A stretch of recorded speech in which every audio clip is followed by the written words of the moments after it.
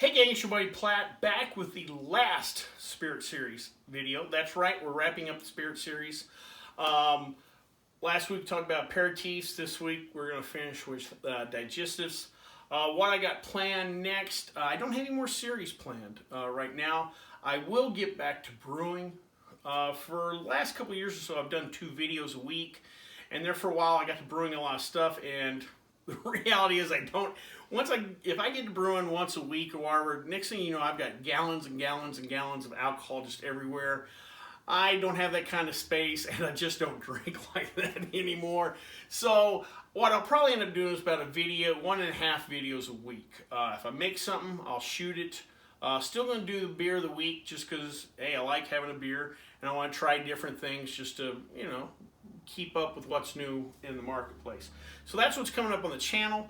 Today, though, we're going to focus in on digestives. What is a digestive, or you can pronounce it as a digestive, either way.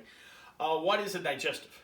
It is an alcoholic beverage served after the meal to help aid in digestion. It's the yang to the yin of the aperitifs we talked about that kind of prepped you for that meal. This kind of helps you wrap up the meal. If it is served with coffee, a lot of times these large multi-course meals, you'll have a coffee serving, whether it's a straight coffee, cappuccino, latte, espresso, whatever. If an alcoholic beverage is served with that, you refer to it as a pousse cafe. There's also a classic cocktail called pousse cafe, but again, that's an after-dinner drink. Most of the digestives that people drink and that we'll try and talk about tend to be on the sweet side.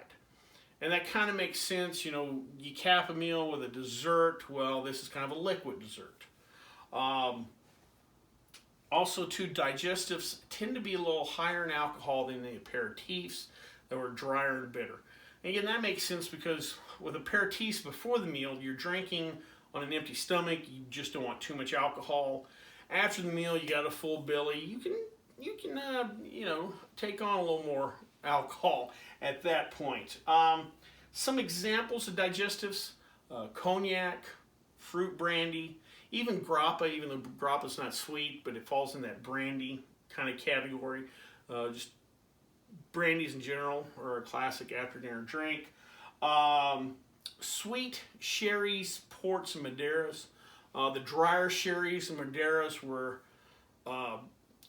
classified as aperitifs. Now after the meal, we can bump up the sugar level and again get to the ports, the sweeter sherries, what have you.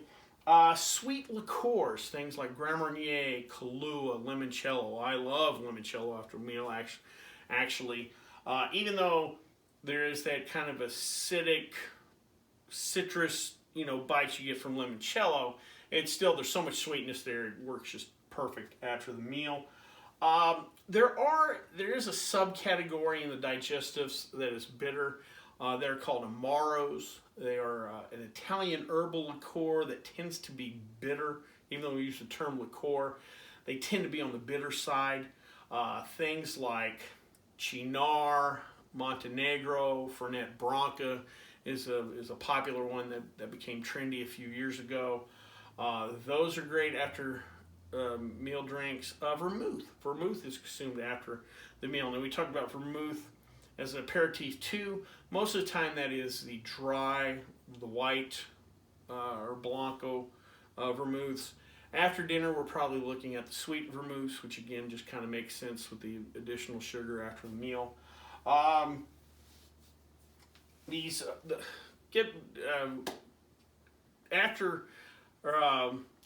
The vermouths kind of fall in with the amaros. They're kind of an herbal infused. Either they can be spirits based or wine based. And a lot of the original medicines were these herbal spice concoction macerated in some kind of spirit.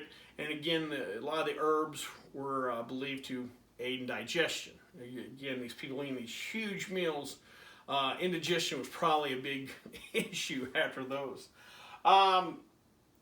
Also in the digestives are some sweet cocktails.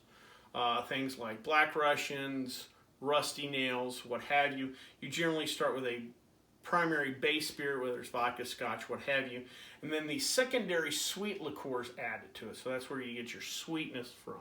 So those fall into the after dinner drink. And again, you wouldn't want to drink something like a Black Russian or White Russian. Those are kind of heavy drinks. You wouldn't want to drink that before the meal. Appropriately saved after the meal. The particular digestive we're going to try today is the world famous Jagermeister.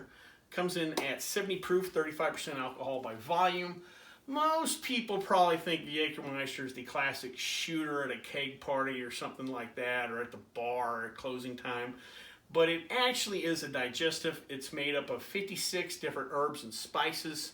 It was actually created for that purpose. The term Jagermeister itself means master hunter or master of the hunt. That's why you'll see the stag on the bottle. Like I said, it kind of gets a bad rap here in the U.S. It's not something the refined class would enjoy, but over in Europe, it does have a different connotation, or it's looked at differently.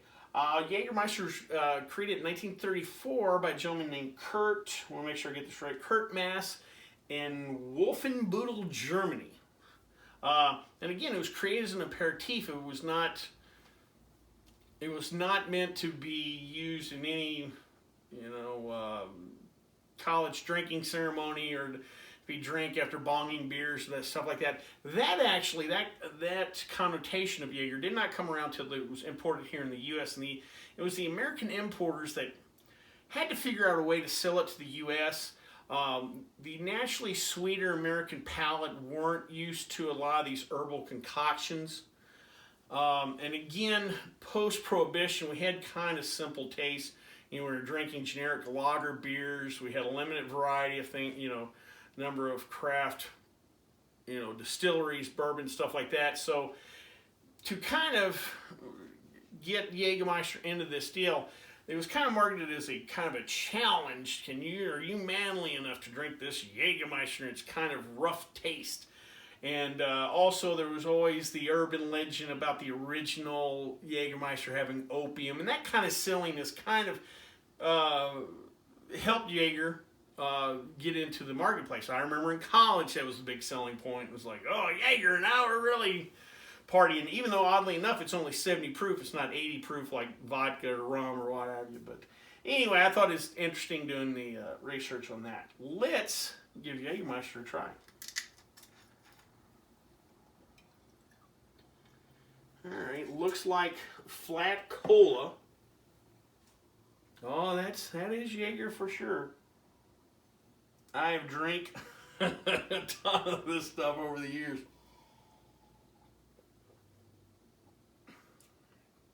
To me, that's actually not bad. I do get that it's not for everybody. It's not, the original, one of the old marketing campaigns with the guy with a bitter face and like so smooth. I get why I'd put some people off, but now having tried more different liquors and spirits and whatever over the years, kind of growing as a alcoholic beverage connoisseur, I can appreciate the intricacies. Also, again, this was not intended to be a shooter. It's intended to be sipped after a meal. You're kind of relaxing. You probably have had a couple of glasses of wine. You may, again, had an aperitif at first. Something sweet, wrapping up the meal. Jagermeister. Well, I hope you liked this video, and I hope you liked all the videos in the Spirit series. If you did, please like the video. Also, please let YouTube know we're putting out good content. If you have any questions, comments, concerns, please leave them in the comment section, or you can always contact me on the Twitter page. Well, until next time, bottoms up.